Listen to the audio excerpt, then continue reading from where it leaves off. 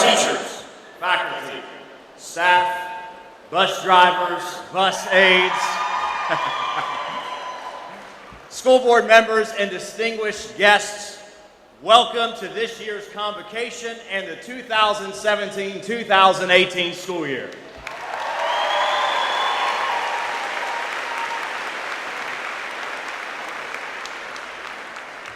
My name is Chris Ryman. I work for the School Bus Transportation Department, and I'm thoroughly and humbly honored to stand here today to kick things off. I was asked to remind everyone here to be mindful of all the exits in the room and to remember that Sean's Barbecue has provided us lunch today, and we'll be eating immediately after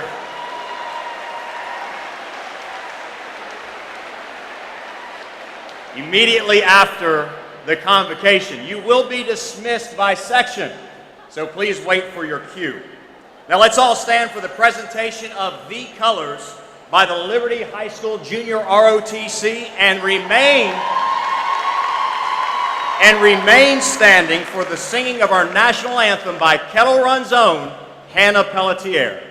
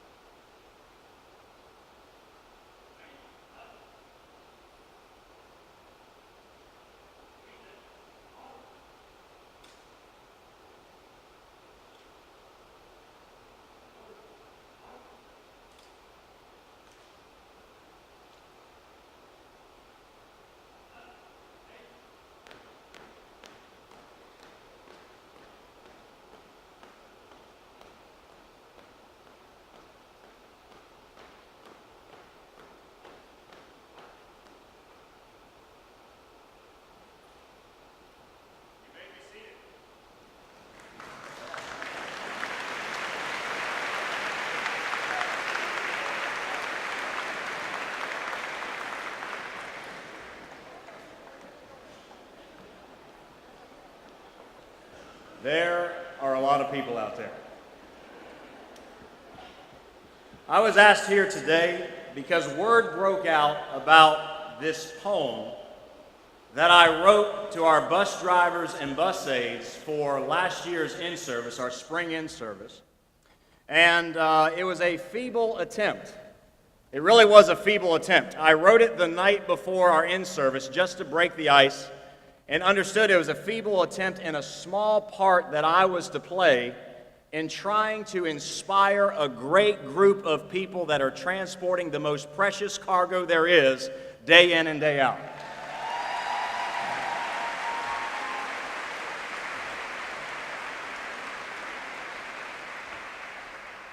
I want to say that I believe inspiration is important.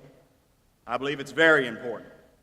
And so that's all that this poem was, and that's what I'm going to share with you today. But before I read it, I wanted to make a confession that I did not always feel inspired or even inspirational as a bus driver. Listen, my family and I, we moved to the Commonwealth 6 years ago. I came here to be a Baptist minister. Bus driving was to supplement insurance and income, okay? And so as far as having a great sense of responsibility, yes. A great sense of care, yes. But I'm confessing to you today that a great sense of purpose and inspiration did not come immediately. Now, don't get me wrong. I've always loved children. I have 5 children, and my wife says I'm one of them. I love children, and I believe it's very important what we do. So I had the sense of responsibility. I had the sense of care, but purpose and inspiration, not so much. It wasn't until I was assigned a route that drove for Kettle Run, Auburn Middle School, and C. Hunter Ritchie. I began to really settle in, and I got to know all the kids on my route. And one of the Ritchie students that I got to know and had a privilege of driving was a young man by the name of Owen O'Hara. Owen had an extremely rare form of cancer. And even in his weakened state, this young man would get on the bus, and he would change the atmosphere of the bus. He was smart. He was funny. He was witty. Oh, man, he was polite. Every time he got off my bus, "Thank you, Mr. Chris." And when he got on the bus, "Good morning, Mr. Chris." Fantastic young man. That year, Owen passed away. I'll never forget when Christy Thorpe came out to the bus, and she told me what happened, and we had a moment there, and it was just a very sorrowful time. But at the memorial service, which was held at C. Hunter Ritchie, I went up to his mom and dad to pay my respects, and I remember when Jerry and Jackie looked at me, and they thanked me. I remember Jerry shaking my hand and said, "Mr. Chris, thank you." And they both said to me, "Mr. Chris, we thank you because Owen loved riding your bus." He loved riding your bus. I left that day with the same sense of responsibility. I left that day with the same sense of care. But it was on that day I left with a great sense of purpose and meaning and inspiration in what I was doing for these young people. I believe inspiration is important because I had a part. Even if it was a small part, I am thankful I had a supporting role and a small part to bring joy to this exceptional young man's day. I had that opportunity.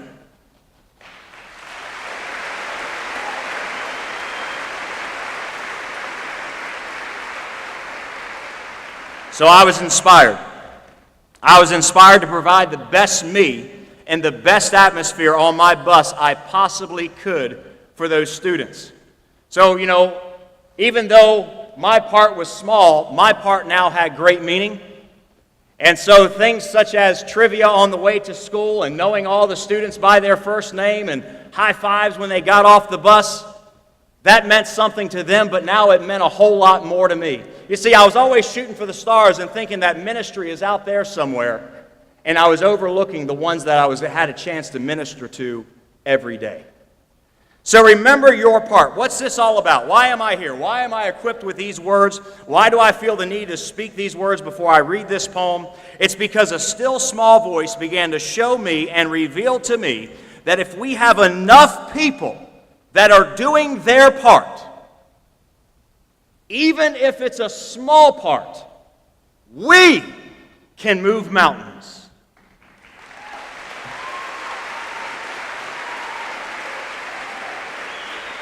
I believe that. I believe that. Will you believe that? See those little hands? See those little feet? Every day they board our buses as your smiling face they greet. Leaving their care at home and now into ours, this job is a job of purpose, not one for cowards. We take pride in our professionalism. We take pride in our care. If anyone would ever try to harm one of these little ones, they had better beware. We know every pothole. It's true. We know every parent's car. If someone looks suspicious, they won't get very far. In a day of uncertainty, let's make this one thing clear. We love our students immensely. We champion their safety and we eradicate their fear. So let us now declare it, let us now boldly say, as long as you ride my bus, you will arrive safely today. My bus is thoroughly checked, my mind has been prepared. You are why I run like clockwork, my focus is never impaired. Unsafe behavior is discouraged. Bullying we will not condone. Yes, you are a big boy second grader, but you're not getting off my bus alone. So board my bus and you will find I do all that I do each and every day with you in mind. So board my bus and this will I impart. Those little hands and those little feet will always be near my heart.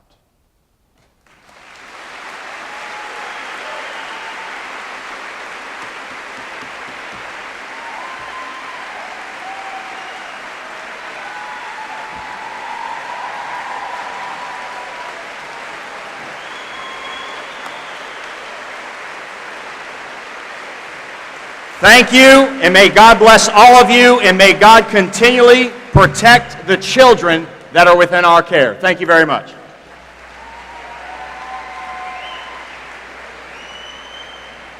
This is Fresh, and this is how Fauquier reaches for excellence in school health. Fresh is a partnership between Fauquier County Public School System and the PATH Foundation, and a growing number of community partners that are committed to working together. We share with you a sincere intention to serve the students and youth of Fauquier County. I love to drive around Fauquier County and see young children playing outside.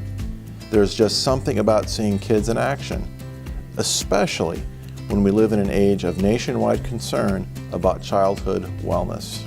That's why I'm excited to be part of a school community that wants to support a culture of health and fitness for our students and our employees. Together with you all, we have a vision for our community, a healthy place where we can learn, live, work, play, and grow. And that's why together with your school community, we created the FRESH program. Together we share a mission. Fauquier reaches for excellence in school health. As a resident and educator in Fauquier County, I know the FRESH program has the potential to be life-changing for our students and for our school community. We want students to experience positive health messaging and support in the classroom, cafeteria, after-school settings, home settings, and community settings, ultimately helping our students live healthier lifestyles and improve knowledge, attitudes, skills, and behaviors when it comes to healthy eating and active living. FRESH involves various components, from incorporating physical movement into instruction to improving the cafeteria experience to helping students make healthier food choices. With generous investment and ongoing funding from the PATH Foundation, we're able to implement and develop FRESH without cost to citizens and without increasing staff workloads. We're just getting started, and you have our deepest commitment to you and your students for support for years to come. The possibilities are truly endless. Thank you for sharing your ideas and support with us. Thank you for strengthening the health and vitality of our community. Thank you for helping Fauquier County Public Schools reach for excellence in school health.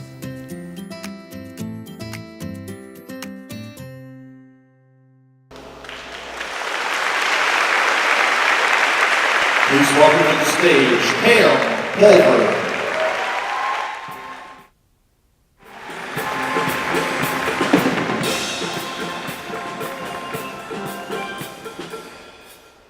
Good morning. Chris, you are really a hard act to follow. Whew. My name is Pam Pulver. I am currently the supervisor for science and health and PE for our county. As you know, the acronym FRESH stands for Fauquier Reaches for Excellence in School Health. This is an initiative for our schools that is funded by the PATH Foundation. We are about to embark on our second year of our program. If you are an elementary teacher, please expect to see a fitness integration team specialist at your school. They should be fully integrated into the K-2 classrooms in every elementary school this year, and also helping your PE teachers with their programs. If you are in grades 3 to 8, your school will have 2 8-week sessions of clubs this year as well. If you're in grades K to 12, meaning all of you, you should expect some new things going on in the cafeteria with added fresh foods and engagement of the students in contexts that promote healthy eating and awareness of health messaging. Our staff will be hearing more about their health goals and ways to model healthy lifestyles to our students. Community outreach is another avenue we are pursuing with offering canning classes for folks who want to learn to preserve their fresh fruits and veggies this summer, and other classes that focus on nutrition and well-being throughout the school year. Our FRESH team is committed to helping all of us achieve a healthy, active, driven lifestyle. Thank you.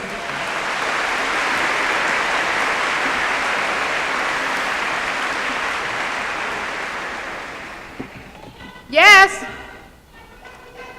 Wendy, what? Okay, well, come on up. Okay, Julie, you too. We want to tell you. Be my guest. All right. I'm Wendy Wilcox. I am the principal at Pearson Elementary School.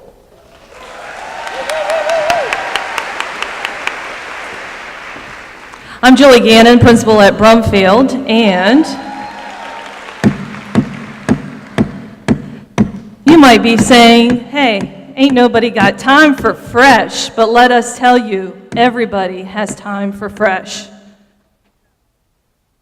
Absolutely. At our 2 schools this past year, we had a ball, as you saw in that video, of all kinds of different activities that the FITs brought to them. So we decided that we would bring a little bit of that to you all today. So get ready. Julie's going to demonstrate. I'm going to talk her through this, and then everybody's going to participate. But you don't have to get out of your seats. Right there, from your seats. All right. It's not flash dance, it's fresh dancing. Not flash, she says. All right, the first thing we're going to do is the Darth Vader breath. All right, you ready? I'm ready. Take a deep breath in through your nose, exhale, and whisper the sound,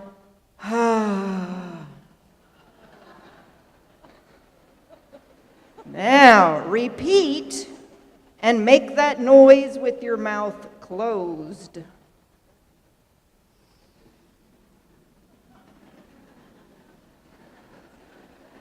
Imagining that you have that Darth Vader mask on.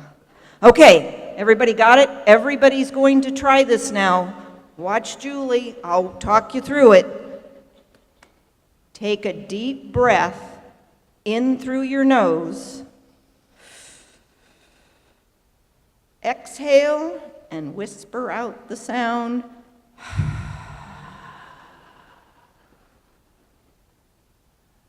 I see Mr. Burkhart up there, and he's doing a wonderful job. Way to go.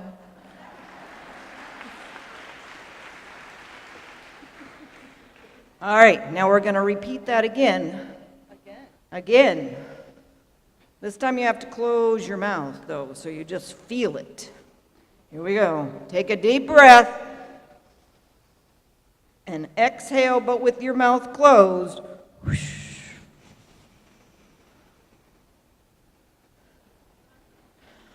Okay, don't you feel better now? All right, now. Okay, get ready for the next activity. This is and I have to say, I did get this from our FITS person, where she did this with second graders at Pearson, and they kindly provided this for me. So here we go. This is the chair roller coaster. So, all right, we got Darth Vader going. Now you got to think that you are on a roller coaster. Julie's going to demonstrate again. Harness on. Small bumps, so you're going to hover real quick and sit back down. You don't even have to get up out of the seat. You can just sit. All right, now the roller coaster turns side to side. Still bumping. Now the roller coaster is going up, so you got to lean back. Now you're dropping down, so you got to lean forwards. Put on the brakes. Lean forward real slow. Now you're going to exit the ride. Your arms are up and down at your side because, woohoo, you survived. All right.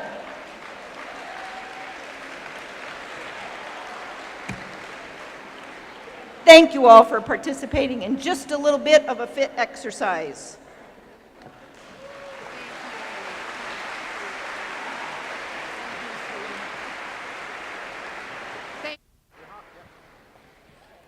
Please welcome to the stage Mr. Bill Davidson.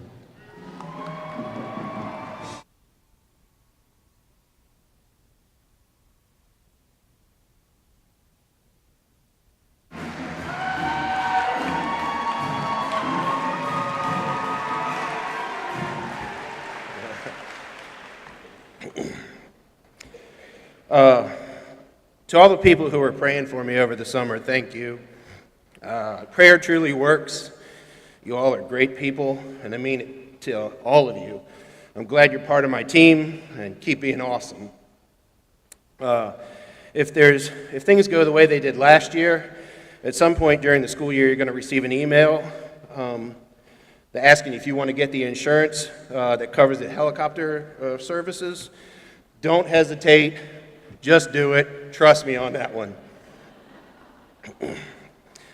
About 3 weeks ago, I was asked about giving an introduction for our new Associate Superintendent for Instruction, Mr. Major Warner. And initially I thought, why me? Well, I think it's my job to let you know what kind of person that you're going to be working with. I could bore you with stories about the first time I met him, about how my interview went. I could tell you stories about personal advice that he gave me about being a teacher or being a leader in the educational environment. There are tons of things I could tell you about him. But back when we found out he was going to be leaving Kettle Run, we were invited to write a message to him that would be put on a gift for him. Since it's one of my favorite memories of working with him, I think I have to share it with you, just so you know what kind of guy you're going to be working with. During my first year teaching, I struggled like the rest of us did or are going to do this year. A major caught me walking out of the building one day and said, "Mr. Davidson, step into my office." I did, and he shut the door. "How's it going?" And I proceeded to sing the first year teacher blues. He said, "That's all right. We all have those days. You're a great teacher. You just don't know it yet. You go home tonight. Do something with your wife and your daughters. Tomorrow's going to happen. Just promise yourself that tomorrow's going to be better than today. Don't promise me, promise yourself." He did that. I did exactly that. I went home, I didn't prepare a thing. I just went at the same material the next day with my own approach to it, and it worked. As I walked out of the building the next day, he winked at me and said, "See, I told you today would be better." I've struggled over the years at certain points, like everybody does, but there are 2 times when I actually thought about leaving and going back to industry. But instead, I went in and talked to Major, and I said, "Major, talk me up." And he said, once again, same hand gesture, "Bill, let me tell you why I need you in that classroom." And he proceeded to be my biggest cheerleader. He allowed me to be different. And I would bet that most principals, if not all principals in this school system, are the same way. We don't have to have a traditional classroom. It's okay to break out and try something new. For new teachers, it's okay to talk to some of the veterans and to get help. It's okay to talk to your administration. It's okay to ask for ideas that work. It's okay to find out ideas that didn't work. It's okay to struggle. And when you have that bad day, and I promise you will, go home, grab whatever it is that you call a family, do something with them, and promise yourself that tomorrow is going to be a better day. I just want to let you know that he might be tough, but he's fair. And Dr. Mitchell had some really big shoes, and heaven knows we all love her. But this Major Warner guy, he's all right. I asked him late last week if there was anything he wanted me to say about him in this introduction, and his response was, "There is nothing specific. I will leave it completely up to you.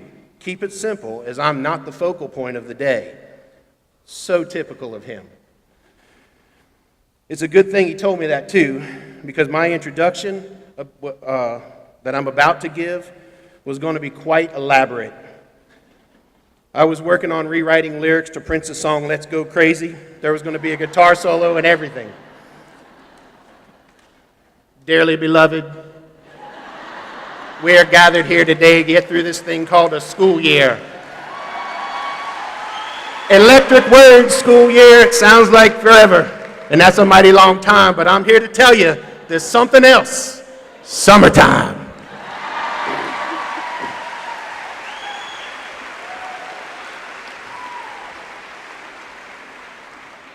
But instead, I'm going to keep it kind of simple. Ladies and gentlemen, it is my honor and privilege to introduce to you the new Associate Superintendent for Instruction, Mr. Major Warner.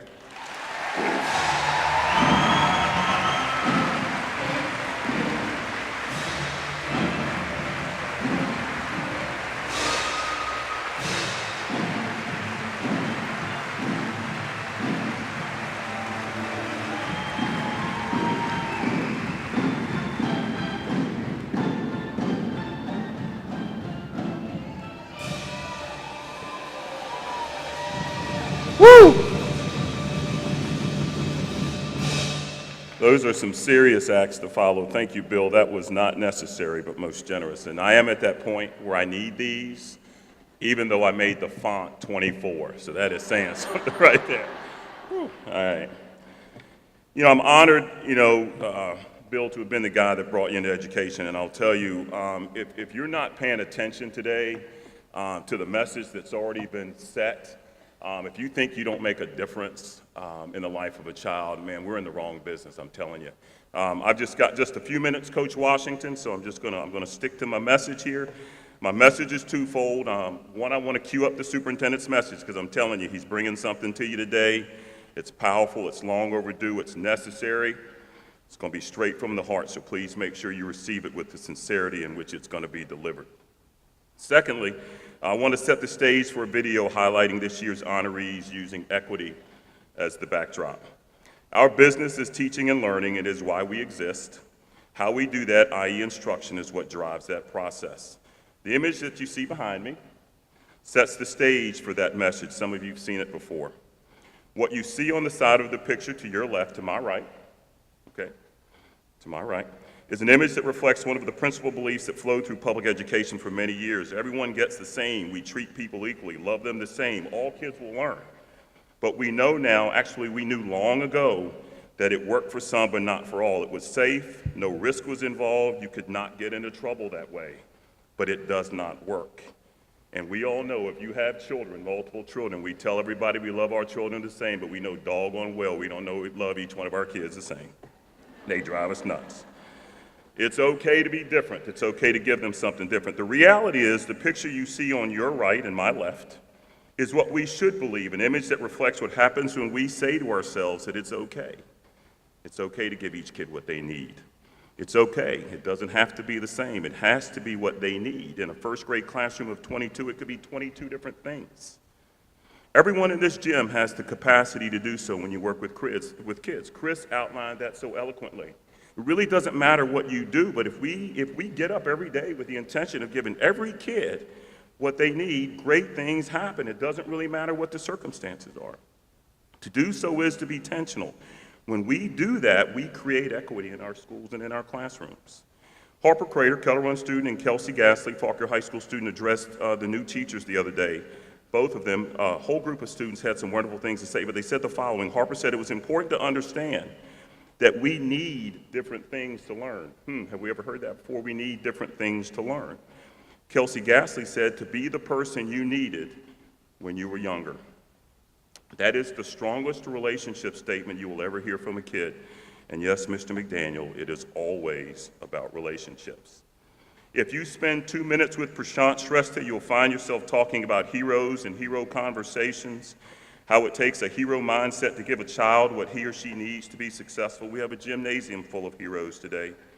And in a couple of minutes, you're going to watch a video featuring 16 of this year's very, very best. This year's group of outstanding teachers, individuals who took a group of students and devised a plan to meet them where they were, to give each of them what they needed. Each teacher will introduce themselves to you in the video, and I want you to look for some things. I want you to look for 3 things. What are the students doing? What the teachers are doing, and where learning is occurring, i.e. how is the classroom set up. I also want you to listen very carefully to what kids are saying about the classroom, how they learn, the difference that each teacher makes in their lives. Listen very carefully. The depth of the relationships will emerge. Every kid has a story to tell, and it is incumbent upon us to find out what that story is. None of these kids will tell you how to create a lesson plan, but they will provide you with the framework to create one that takes every kid into consideration. Student voice matters. I'm going to end my comments with this question, asked of aspiring administrators by one of our principals in recent interviews, Sam Cox. He asked every candidate if you see each day as an opportunity or an obligation. He asked each candidate if you see each day as an opportunity or an obligation. The natural response is to say opportunity, and you'd be 100% right. I'm going to expand upon that because in our line of work, it's actually both. We have an opportunity to meet every kid where they are and move them forward, and we have an obligation to do so with every ounce of our professional being. Thank you, and enjoy watching 16 examples of true difference makers.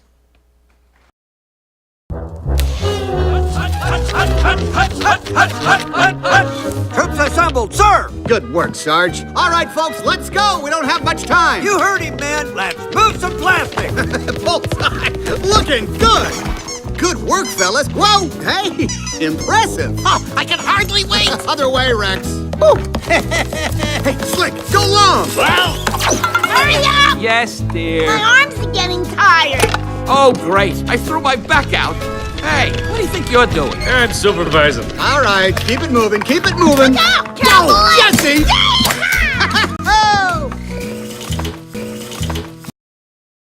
Susan Ayler, Grace Miller Elementary School, 4th grade teacher. When I think of describing my classroom, it reminds me of a cross-country trip in a minivan with kids.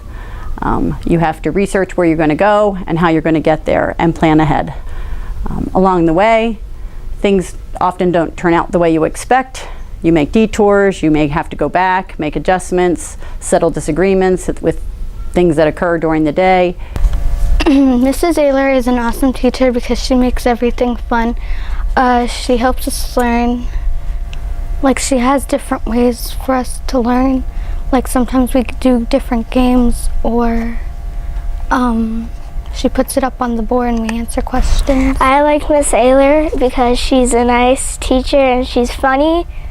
And I like the project that we did about colonial times with like what we liked about colonial times, and like it was just fun. Teaching is a lot like that journey. It's never a straight path. There are always curves, always challenges, but it's also incredibly rewarding. Jess Beach, Brumfield Elementary. I'm an artist, which makes me an observer by nature. I study things, I figure them out, then I sketch, and then I paint. So I'm a teacher. That also makes me an observer by nature. I watch kids, I figure them out, I talk, and I listen. It's that job that we have to find that little ember of whatever's important to them and ignite it and watch the spark. Miss Beach was the greatest art teacher I ever had, and she may be the greatest art teacher I will have. As I said in my letter, I used to think art was just for girls, but now I color at home because of her. I really like the projects we do, and my favorite one we did in 5th grade was probably the stuffed animal one, where we took stuffed animal parts, put them together, and made a new stuffed animal. So that's the best part of my job, is the relationships I build with my kids by finding out what's important to them and helping them make it bigger and amazing. Cheryl Budd, Fauquier High School. I teach the early childhood education program at Fauquier High School, and it consists of 36 3 to 5-year-olds and high schoolers that love working with them. It is a crazy classroom, but I feel learning, hands-on activities, games, no matter what age you teach, games, enrichment activities, and good conversations make an enriched classroom. I love Miss Budd and everything that she does in the class, and giving us all of the freedom and independence to work with our own kids, and she trusts us and believes in us, and she's so encouraging and positive. Miss Budd's class is good because I feel that it prepares us for the real world, working with kids better than a lot of classes might, because this is a real life experience that we're going to go through when we're older, and it gives us a chance to move around instead of sitting down all day. For my own children, and that is how I set my own personal standard. I would teach them the way I would want my children taught by other teachers. Also, in my years of teaching here at Fauquier, I have learned that the secretaries and the custodians run the place, and so it's always good to have good relationships with your staff. I have 3 goals in mind for my students: to work hard, dream big, and have fun. They've also learned a lot about the growth and fixed mindsets, and it's actually really hard for them. Sometimes they fail, but what they've learned is that they have to keep working hard and having fun. I learned that if you had a growth mindset, you'll exceed more in life than you will with a fixed mindset.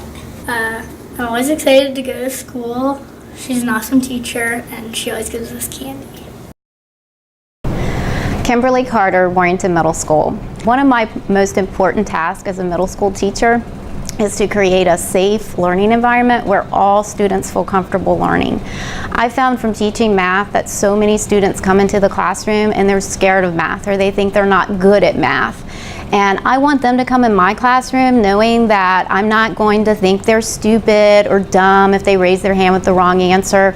I want them to know that I believe they can all do math, and I want it to be fun, and I want to raise their confidence. Math has always been a struggle for me, but Miss Carter finds new and interesting ways to make it a subject I enjoy. Miss Carter makes learning math really fun and easy. We barely get any homework, and I still get to learn all of the material, and I get good grades. Miss Carter is a great teacher. She cares for each and every one of her students, and she doesn't make people feel bad when they get something wrong. I really appreciate everything she does for our class. There are 2 things that I keep in mind when I come to work every day. One is I want to be the teacher that I'd want my own child to have for math. So I do make sure that I come to school every day with well-prepared lessons. The second thing I keep in mind is that what are these students going to remember about me 5, 10, 15 years from now? Hopefully they'll remember all the math I taught them, but most importantly, I hope that they remember how I treated them. Blair Connor, Liberty High School. My co-teacher and I, Ms. Linebaugh, really try to empower our students with some decision making in the activities that they do in class. We've implemented projects in many of our classes for them to show their growth and assessment, to show what they know in lieu of testing. People have asked me what makes my classroom unique, and honestly the thing that makes my classroom unique is my students. Every single class is different, and it's really a challenge to get to know them and get to know what works for them. Miss Connor, you're like the super cool aunt that everyone has, the one that we can always go to when we want like junk food or like help on some really hard homework. You make it a lot easier, and you're always there to talk to when we don't want to talk to anyone else. Miss Connor has been one of my favorite teachers since I've been at Liberty High School. I couldn't imagine math without her. She's helped me with a lot of things. She made class fun every day, and having her since my freshman year has been a privilege. Miss Connor, you're the best teacher ever. You're probably the only person who could help me understand statistics, and I love you. LAK, PB Smith Elementary School. I'm now teaching in my favorite position because I get to do literacy all day long, and I get to work with all ages of children, K through 5. I get them, I take them wherever they may be, and then take them on the journey with me, and we go as far as we can go together. I like Miss K because she's nice. I like Miss K because her read us read books. I like Miss K. I just want to talk about Miss K and her teaching ability and just why she's such a great teacher. Why she is such a great teacher is because she does she does learning her own ways, and she just loves all of her students. She supports every single student she has. She's come to my football games, stuff like that. All kids can read, they just need a little extra help sometimes, and they need to learn to believe in themselves as much as I believe in them. Karen Martin, Coleman Elementary. I believe that students need the chance to take chances so they feel good about what they've done. When we all take chances, we feel that much better and we can achieve a whole lot more. I also really believe in a lot of movement in the classroom, and the kids learn so differently, and to find out what works for them, for each individual student. Some kids work better standing. Some kids work better being able to hold and feel and touch everything, while some kids actually do better on the computer. So it just depends where they're coming from. So I try to incorporate all those learning styles in my teaching in every area, whether it be reading or math or whatever. Just something to keep them moving, something to keep them engaged, and something to keep them challenged so they're constantly feeling better about themselves. I like Miss Martin because she helps me in reading and writing. She's a great teacher to have, and she's fun, and she helps us learn and all that stuff. I really like Miss Martin because she helps you out with a lot of things, and whenever you cannot read words, she sounds them out for you and everything, and helps you a lot. Jessica Murphy, Kettle Run High School.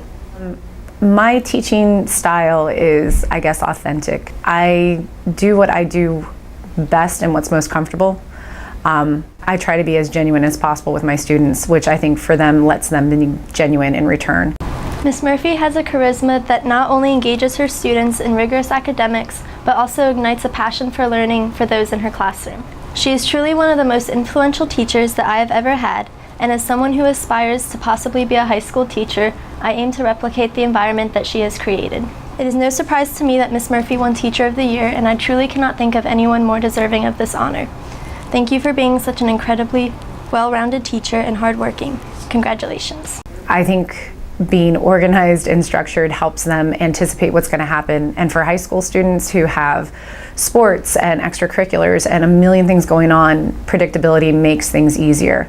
One of the things that I have learned in the 9 years that I've taught is that while I know some things, I am not always the authority in the room, and their lived experiences are valuable, and they bring that into the classroom, and we get to explore those things together. Helen Olinger, H.M. Pearson Elementary. I think for 21 years, I have been a product of Fauquier County Schools, and I have worked in the schools with phenomenal teachers. And without those phenomenal teachers teaching me, working with me, showing me different ideas that we can use in the classroom, I wouldn't be where I was today. So every year, I try and not teach the same way. Hey guys, I want to talk about Miss Olinger's class. The best thing about Miss Olger's class is that it's really fun. You can go. She allows you to do. She does fun things, and we love Miss Olger. She's the best. She's got to be the best teacher. And the one thing that I like about her is that when I get upset, sometimes she walks with me and I have a talk with her. She calms me down, and I appreciate Miss Olger. Thank you, and I really appreciate for what you've done with me and stuff like that. I appreciate it. Thank you. So without the inspiration from all the teachers that I've worked with along the way, including Brittany, when we are co-teaching together, makes your life so much easier, and they have inspired me beyond belief. Barbara Rich, Taylor Middle School. I teach 6th grade math, and I use a variety of manipulatives in my room, and I think that really helps the students understand what we're doing every day. I also use my smartboard a lot, and it's a great tool for interacting. The kids seem to enjoy the versatiles that I use almost on a daily basis. I like Miss Rich's class because she celebrates student success. She also is a very active teacher, one of my most active teachers. In Miss Rich's class, we do a lot of partner work, and it helps me focus better because when I'm with my friends, I have more confidence about my work because I'm not scared of if I'll mess up because we have all each other's work together.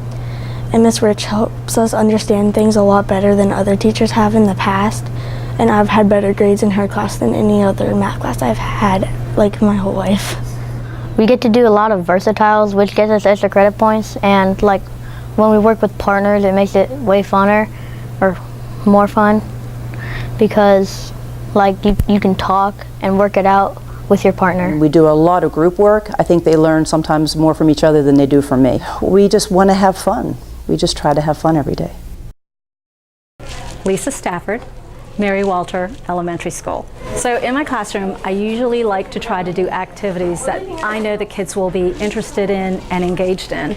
I want them to be up and moving around, getting their hands on to things, working with a partner, communicating with them.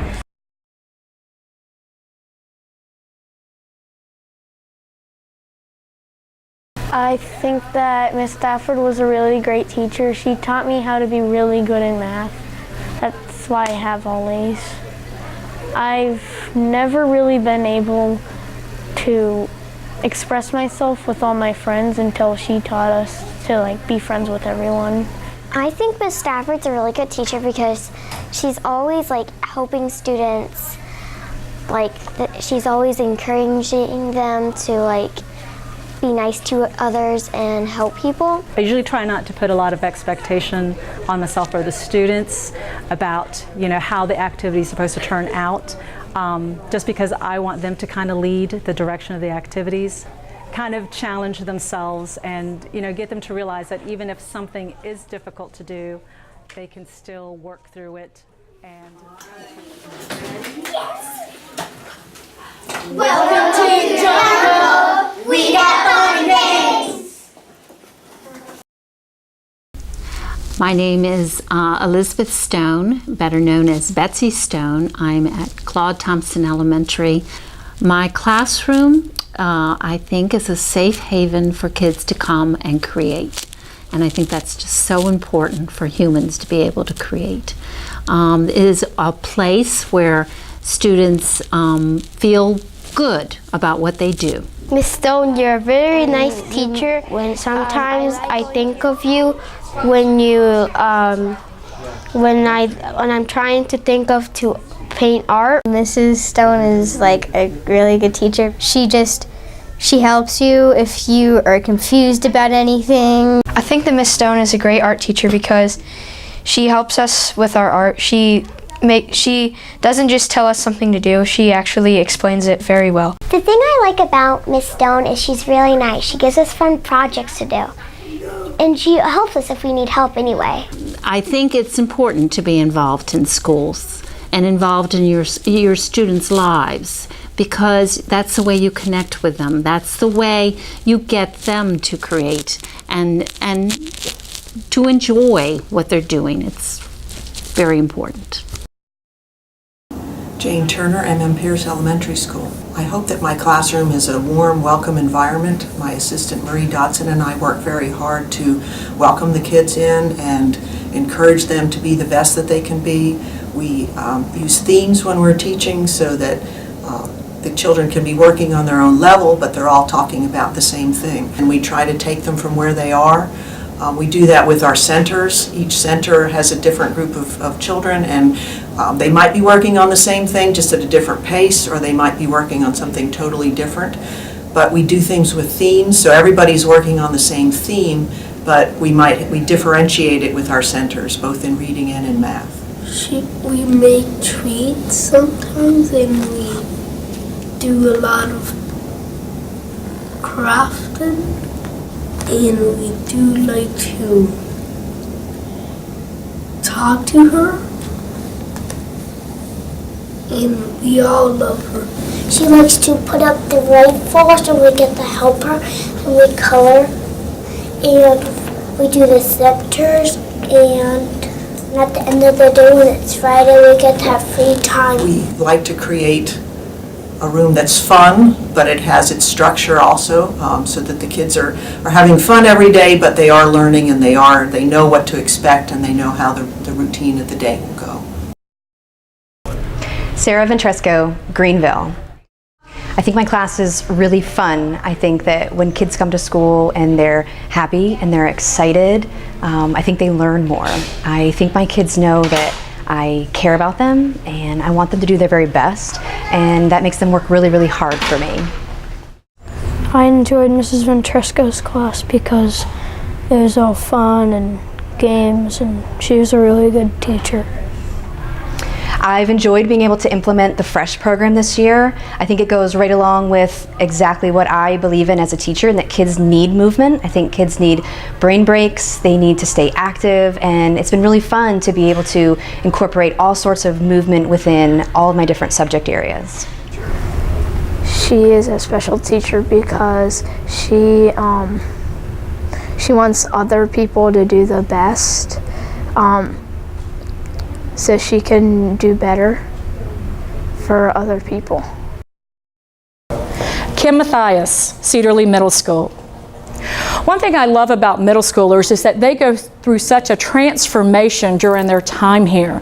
They change socially, emotionally, physically, but the thing I love about them is that they want to learn. They want to do hands-on activities. And the best part about an agriculture program like this is they can be collaborative. They can do those tactile, hands-on programs, and it's such experiential learning at its best, and that's what I love about being here at Cedarley Middle School. Cedarley Middle School is truly like a family, from greeting students when they come in, them greeting others. It's truly a wonderful experience. The program that we do here with our Buddies program is wonderful because it's not just for the special education population, but it's really for the general education population. They're learning as much as anyone, that we all learn, but we learn in different ways. So the best thing about Miss Matthias is her classroom instruction and how we're always working on a project. When we went to donate food to SVCA, they were very grateful.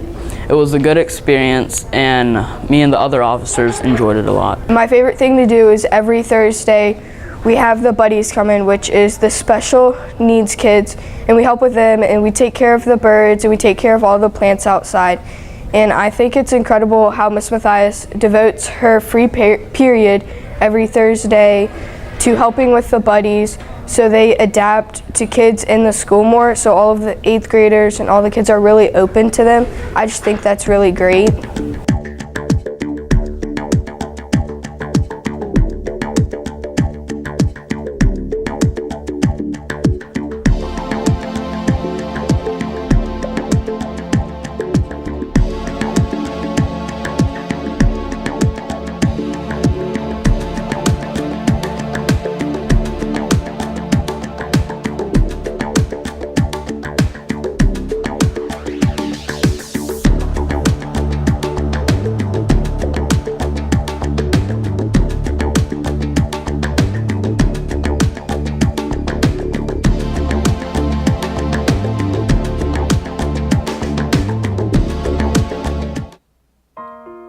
have all of our nominees please stand? Let's give them another round of applause, please. Let's have them all stand right there.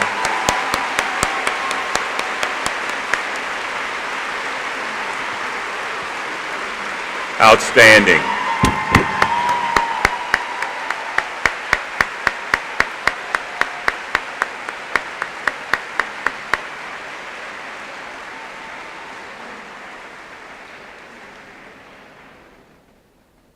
Those are 16 of the best examples. That video is ready-made. If there isn't anything in there that you can't take away that's going to make you a better teacher this year, we're really not paying attention. There's a lot of good stuff there.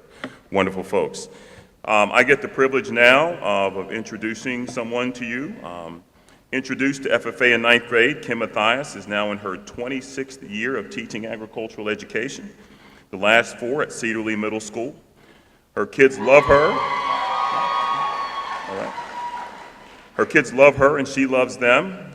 Sisters Megan and Meredith Day shared the following. Megan, she is a very dedicated person who loves what she does. Her advice is always helpful and wise. Meredith says she is always willing to work with us so we can achieve our goals. Kim clearly loves and draws strength from the enthusiasm, authenticity, and realness of her students. When asked to describe her teaching, Kim says that she has high expectations, is kind and thoughtful in how she prepares things for her students. Ms. Schwint, a colleague, says that Kim's room is a constant state of creativity and guiding students. Anyone that enters her classroom cannot help but be transformed by the positive messages that line the walls, the total immersion into the world of Mrs. M, and her latest ideas and designs. She goes on to say that Kim goes out of her way to make students feel cared about and to give them a sense of purpose. A truly deserving recipient of this award, I present to you the Fauquier County Public Schools Teacher of the Year, Ms. Kim Matthias.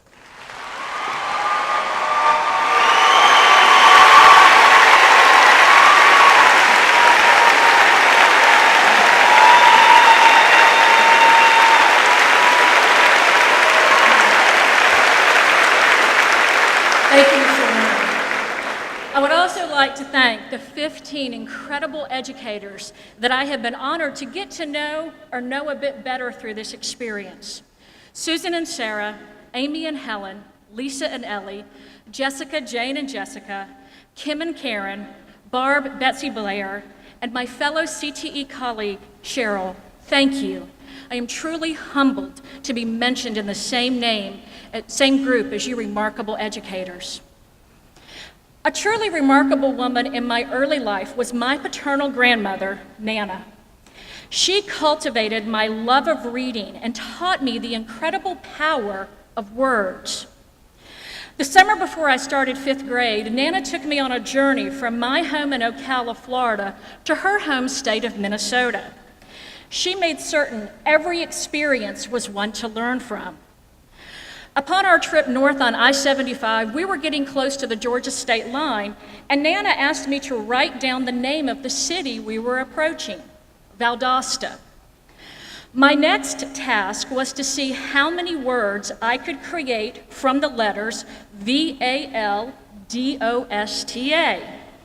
So I started with dot, old, sat, toad, vast, and kept going. Throughout our trip, if there was a word I had not come up with, atlas, soda, volts, Nana would prompt me to write and later define that word as well. Through Nana, I learned that the 26 unique letters in our alphabet were powerful when put together in different ways. It's much like the power of 26 unique students in a classroom, or the powerful influence of 26 adults on those students. Think about Stephanie Butler and all of the folks in our transportation department who coordinate schedules, field phone calls, and drive those buses and cars to get our students to school safely. How about our colleagues like Jerry Spiker, Sheila Quinn, and the myriad other members of the custodial teams who arrange for the buildings to open on time with clean classrooms and grounds that are taken care of. Think about April Hines, Lori Queen, and all of the other food nutrition employees who provide tasty and comforting meals. What about clerical staff, nurses, and instructional assistants? like Becky Early, Kristen McDaniel, and Alma Johnson, who truly go above and beyond in countless ways with their unyielding dedication and heartfelt support. The same can be said for those counselors, ITRTs, specialists, and administrators, including Carolyn, Sarah Fry, David Lee, Leah Shorb, and Megan Brill, who bestow invaluable understanding and relevant leadership throughout all levels of our school division. And finally, how about those of us who are blessed to be the school teachers of the creative, knowledgeable, and confident students under our charge, just like the group that I'm humbled to be a part of.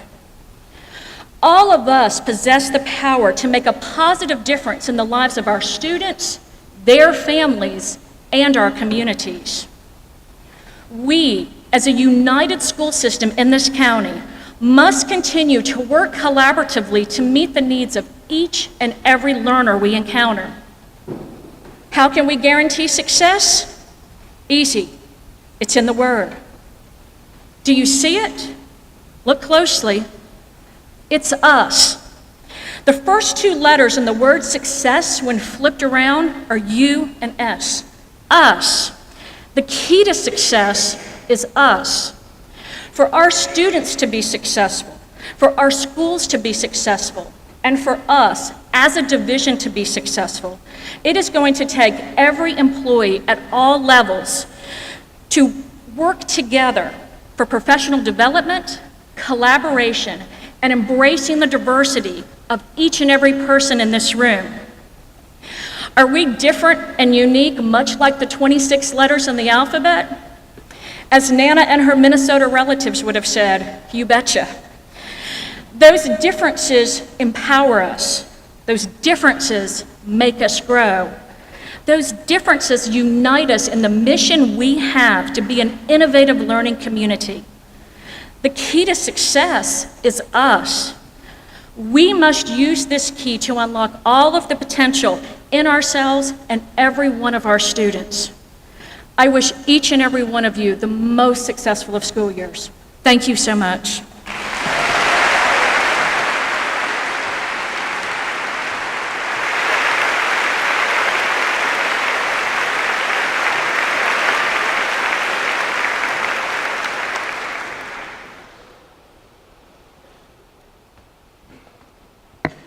Well done, Kim, and thank you. You're most deserving. Let's give all these folks another round of applause. All right.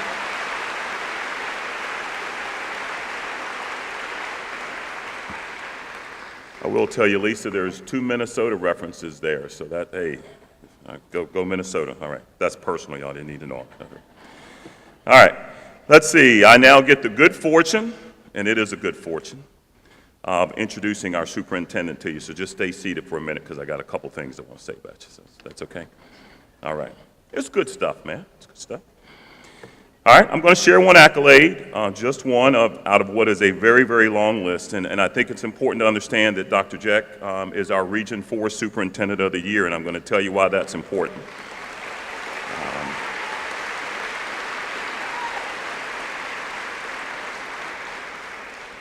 It represents what you have to be in a region that includes some pretty heavy hitters to our east, you know, who always get all the airtime. But it represents how your thinking, your action, and your leadership have to be at the forefront of what you do for kids, your staff, and your school division. I'm pretty sure if the criteria had a cool measure, he would be at the top of that list as well. He's that guy, the guy who tells you to give him 10 reasons to say yes to something before you give him 1 reason to say no. The guy who isn't afraid to make a fool of himself in front of 1,800 people, who believes that you shouldn't take yourself so seriously. The guy who says to his folks, take risks. If kids will benefit, I'm all for it. That is what we would want. That is what he would want me to say. When he was hired, going on 5 years ago, he came to us with an uncompromising reputation for putting kids first, and he has stuck to that throughout his tenure. But he has an uncanny ability to do so while honoring the good work of his people. That takes a special person, and we have such a person leading our school division.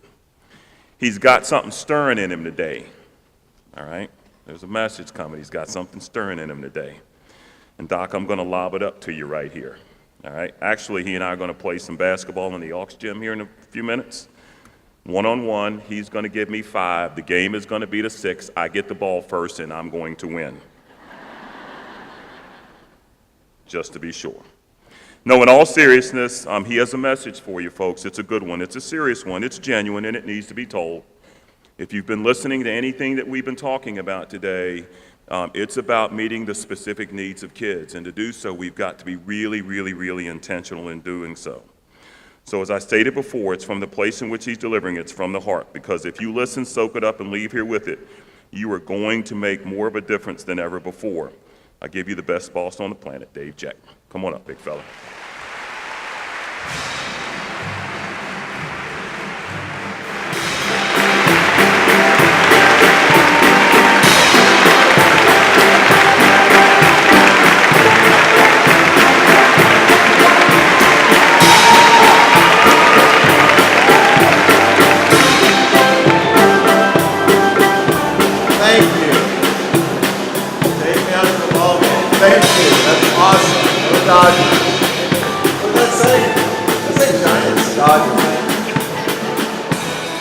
Wow, thanks. I never got an introduction like that from Dr. Mitchell ever. Let's put that in the minutes.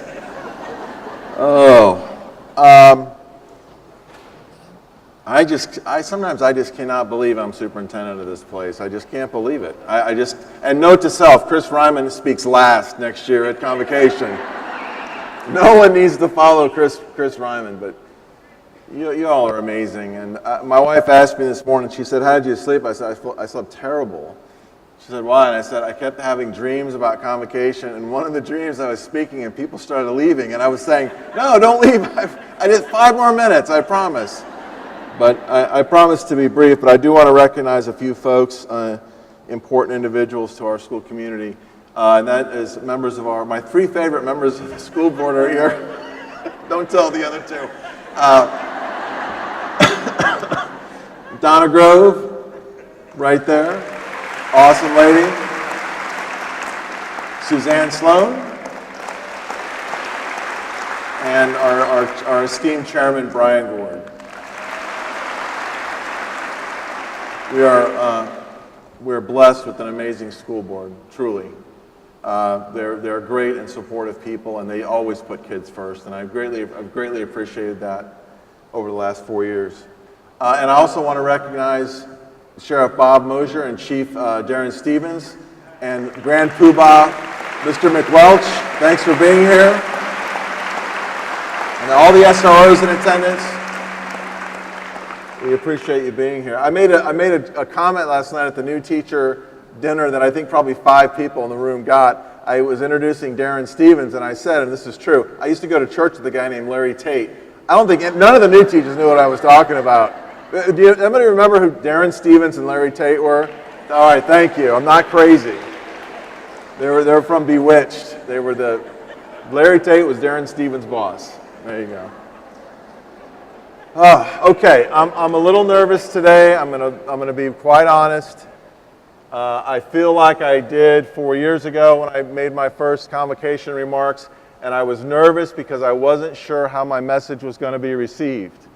If you remember back 4 years ago, I talked about my dogs, and I talked about my family, and I talked about attitude, and I talked about some other things, and I was very nervous, and I'm very nervous today because what I'm going to be talking to you about today is something much more serious, something that's been on my heart, something that's been weighing on me, and it's something that I want to continue to talk about after we leave here today. And if you figured anything out about the comments so far, this message today is really about equity. It's about giving kids opportunities. And I wrote all these notes, and I don't know why I do this because I end up ad-libbing this whole thing anyway, but I'll do the best I can to keep it brief because I know we got Sean's barbecue waiting for us. Hopefully in the last 4 years, if I've done nothing else, I hope that you understand that I care deeply about you and I care deeply about the school system, one, and second, that when I say something to you, I mean it sincerely. I'm not a believer in having a lot of meetings, and I'm not a believer in wasting people's time. I'm a believer in getting to the point and when you say something, you mean it, and you're sincere about it. And I hope, if I haven't done anything, I've done that, because today is one of those opportunities. As Major said, you know, I've invested in this school division, I've invested in you, I've invested in the kids, but today I'm going to take a withdrawal. I'm going to the ATM machine, I'm going to take out my 60 bucks. Today's the day. The best thing about Convocation is I get to talk about anything I want. I love that. I don't get any talking points. No one tells me what I need to say or not say. I can talk about whatever I want. And today is going to be a little uncomfortable, okay? Just be prepared. It's going to be a little awkward. It's going to be a little uncomfortable, but sometimes uncomfortable helps us grow, right? Facing harsh realities helps us grow as professionals and as human beings. So that's what a big part of this message is going to be about. It's going to be about some uncomfortable things. 4 years ago, part of my message was about getting from good to great, and I showed this same map. And I was talking to you and asking a question, a seemingly rhetorical question about how do we get from good to great? How do we move the school division from good to great? And so let's see if anybody does anybody remember what my answer was? Very good. Who is that? Steve Cadillac. Give him a hand. Were you here that day, or did you watch the tape? Oh, so you heard about it. Great. I said, I don't know. I'm not that smart. We're that smart. We're that smart collectively, but I'm not. I got to rely on other people. I got to rely on the good people of the school division. And I've learned so much over the last 4 years. But back to the piece about me being able to talk about whatever I want. That's the good part of this conversation. I want to tell you a story about my mom. There she is, circa 1970. That's my mom. Mother of 7 children. At that point, I was 5 when I was her last one, number 5. And you're just going to have to indulge me today. I don't typically tell stories about myself, and I like to tell stories, but I stay away from, you know, how I was raised and all that stuff for 2 reasons. One, because I think it's probably pretty boring to you, and 2, it kind of comes across as self-serving. But it's a story that I want to tell you because it's going to resonate with you, I think. My mother's beautiful. She's a great lady. When I was very little, my father was alcoholic, abusive, very poor provider. Ultimately, my mother packed up 7 kids, and I want you to imagine this. My mother packed up 7 kids in a little station wagon, and she left my father with 7 kids and moved in with my grandmother. It took a lot of courage to do that. But an interesting thing happened ultimately.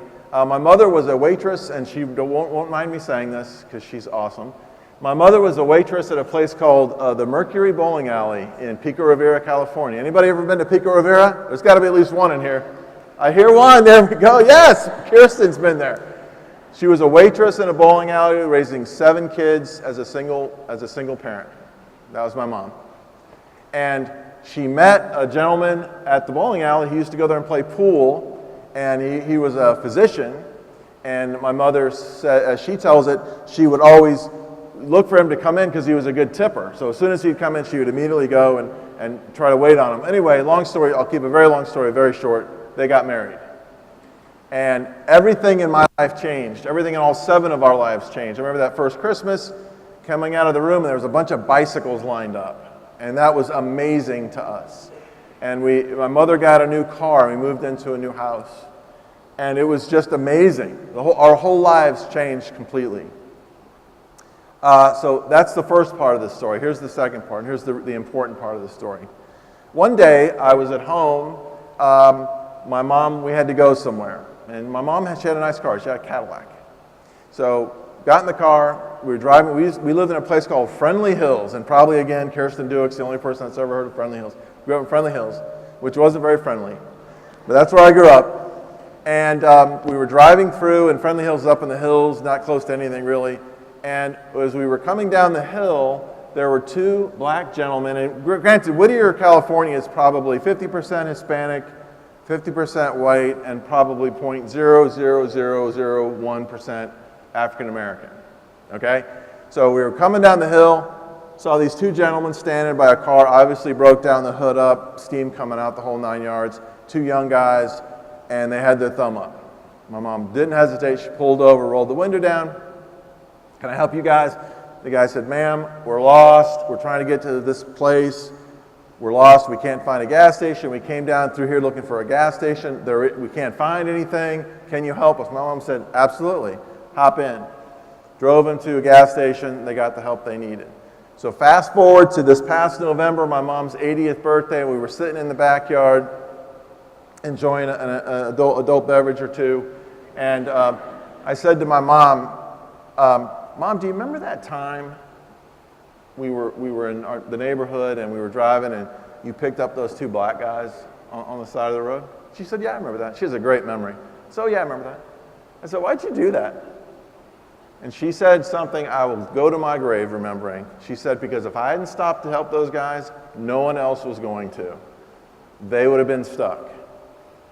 Which is another way of my mom saying, if it had been a few years earlier, that could have been her, or that could have been one of her kids, because I was actually raised in a biracial family. Most of my mom's family on my mom's side is Hispanic. And she said, I was thinking, that's how I was interpreting her words, that could have been one of my kids.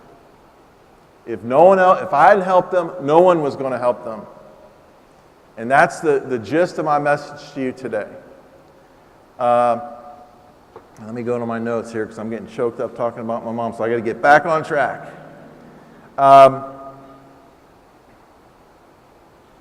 There we go. Okay, we're back on track. So, why am I telling you this story? Again, not to be self-serving. I just want you to kind of understand a little bit about where I come from and the way I think. And some things came to my attention this summer during Administrative Academy, things that we've already been talking about and discussing that we need to talk about. And if it's nothing more than just a conversation, and that's it, that's progress. But we need to talk about some of the things, some of the data that are facing us, because they are the harsh realities.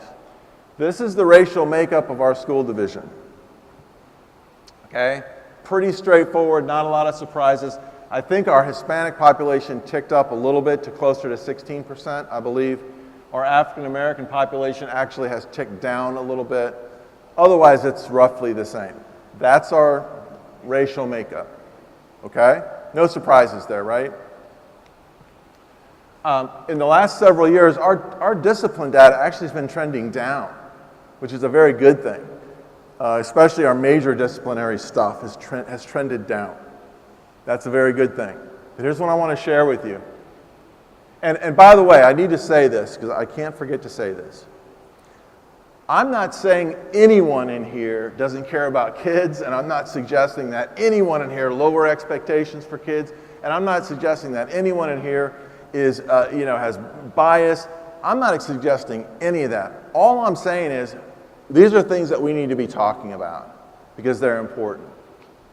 If you look at reported discipline, for example, for special education versus general education students, if you look right here, you're going to see that they're about 2.5 times more likely to receive a discipline referral than a general ed kid.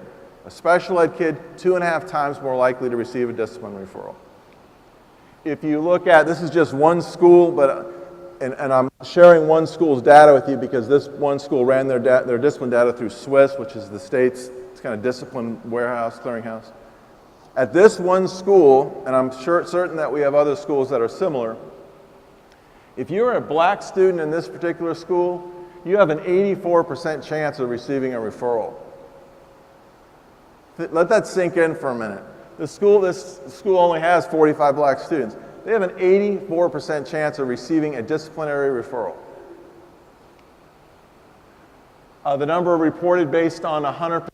Imagine in other words, if the student populations were exactly the same, this is what it would look like for the division. Black students would have nearly, we'll call it over 3.5 times more chance of receiving a disciplinary referral than any other student in the school, any other race. That's a problem. If kids aren't in the classroom, they're not going to learn. Period, end of story. Difficult to argue. If they're not there, they're not going to learn. It's important, as several teachers mentioned during the video, it's important to know where your kids are coming from, get to know them, get to know where they are. One of the things I mentioned to new teachers the other day, last Tuesday, or this Tuesday, was spend time in those first few days understanding your kids and getting to know where they're coming from and where they are, so you can take them to the next place. Because, and this is important, and perhaps if you don't remember anything else I say today, please remember this.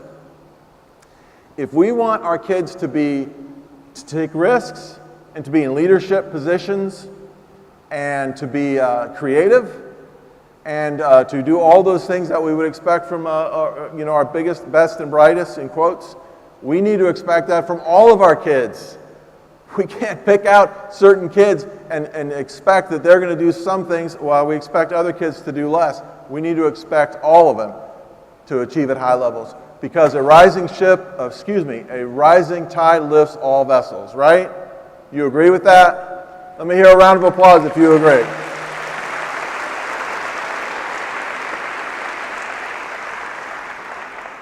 And this is something I like to do. I like it when we all read together, so I'm going to ask you to read with me. I'm sorry, but I like it when we do this. Let's read this together. It's called "'Cause I Ain't Got a Pencil" by Joshua Dickerson, starting at the top. You ready? I woke myself up because we ain't got an alarm clock. Dig in the dirty clothes basket, 'cause ain't nobody washed my uniform. Brush my hair and teeth in the dark, 'cause the lights ain't on. Even got my baby sister ready, 'cause my mama wasn't home.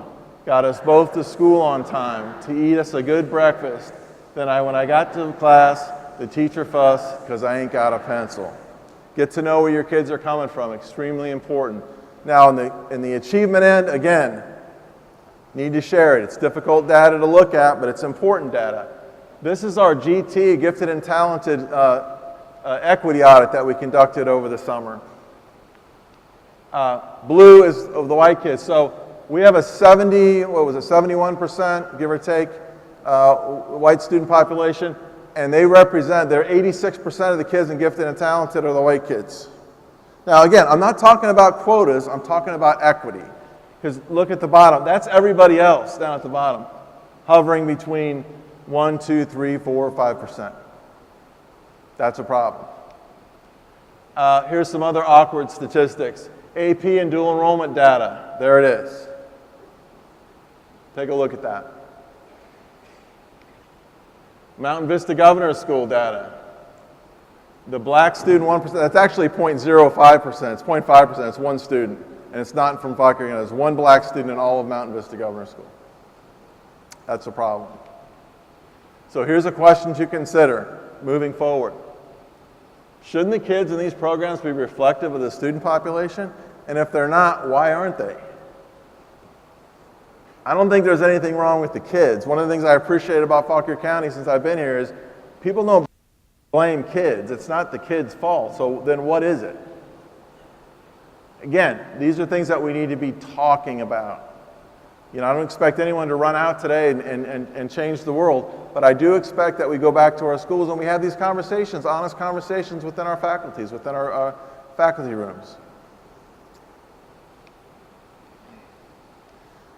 And what it always comes down to is how we feel about the fact that we haven't so far. You've probably seen this quote before. I use it all the time, and probably some of your folks in your schools use the same quote. What it really comes down to is how we feel about all the stuff that we just saw. I'm translating. How do we feel about everything that we just saw up there? So you have to examine yourself. We all have to look into the mirror. This message is as important for me as it is for anyone in the room. How do we feel about the fact that we have some of these incredible discrepancies, inequities? So how do we get there? I don't know. I don't. I mean, I think I know. I think I at least know how to ask the right questions, right? I know that much. But I'll tell you who else knows. My mom. My mom knows. She's awesome. I love my mom. She's great. The other thing my mother always says, she always says, it doesn't cost anything to be nice to people. She says that all the time. I love that. I love that expression. It doesn't cost anything to be nice to people and treat people right. She's 81 in November, and she's awesome. She'd hate it that I was showing this picture, but she's an amazing lady. Tough. She's what she would call a tough broad is exactly how she described herself. All right, so now I have some thank yous. I want to stop for the next couple minutes, do some thank yous, and then we're going to have some Sean's barbecue. Right?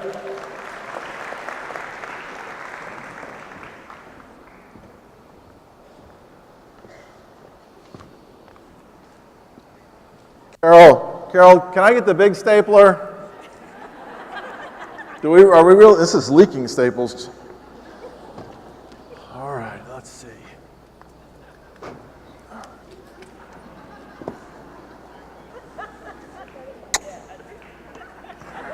Okay. All right.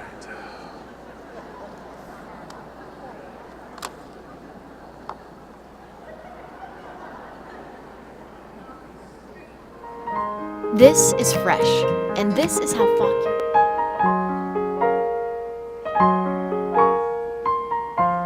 There we go. Thank you, FCPS teachers and staff, for making FCPS the best place to work in the world.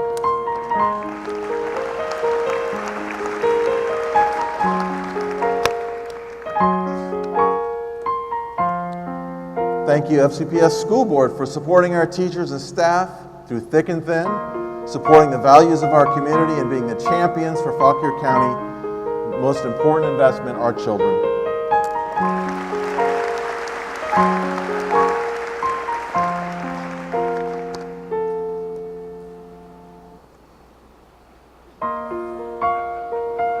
They're not. Oh, is it right? I'm so sorry. I just wanted to see. This is a tough one. Thank you, Fauquier County Board of Supervisors, for supporting our division-wide vision. Your commitment to supporting our kids is greatly appreciated. Thank you, BOS.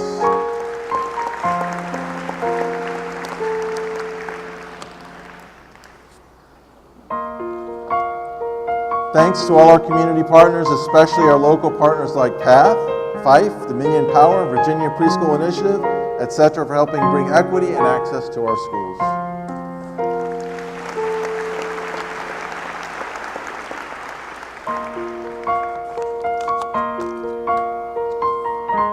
Thank you, FCPS senior staff, for doing the impossible, making the superintendent look good.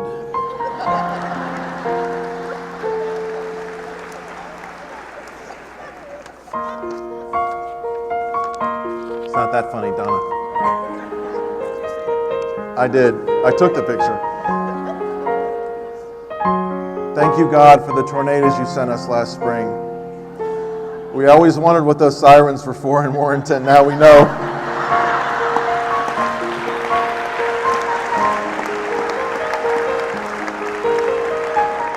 Oh, I didn't know you were going to be here, I promise. Thank you, Convocation Planning Team, for not planning any outdoor activities. Our workman's comp does not cover heat stroke or falling off mechanical bolts. Thank you.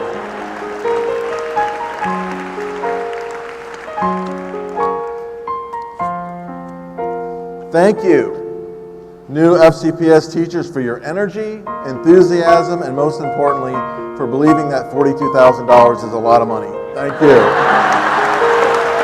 Thank you.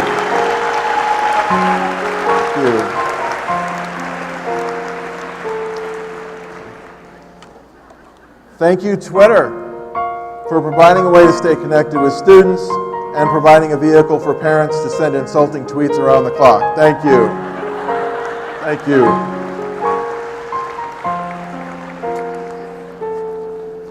Almost done.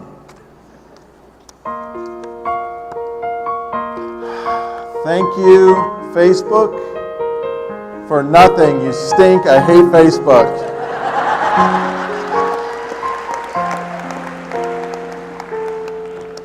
This one might be my favorite. Thank you, Fauquier County, for having so many wineries and breweries. The chances...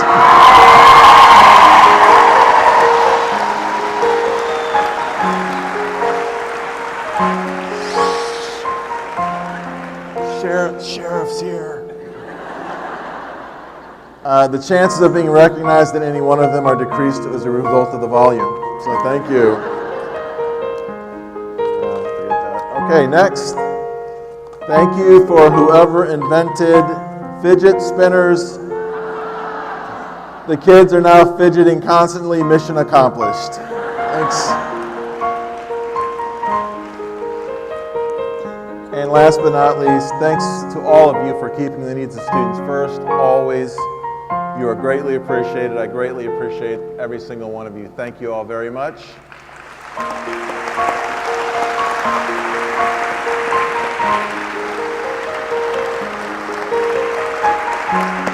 Now, we're going to eat, and I think there's a plan for dismissing everyone, right? Alphabetically. I think the two dismissers, one is right there, right, Prashant? Raise your hand. And then Mark Malloy's the other. So I hope you all have a great year. Enjoy your barbecue. And after that, you can do whatever the heck you want to do. Thank you.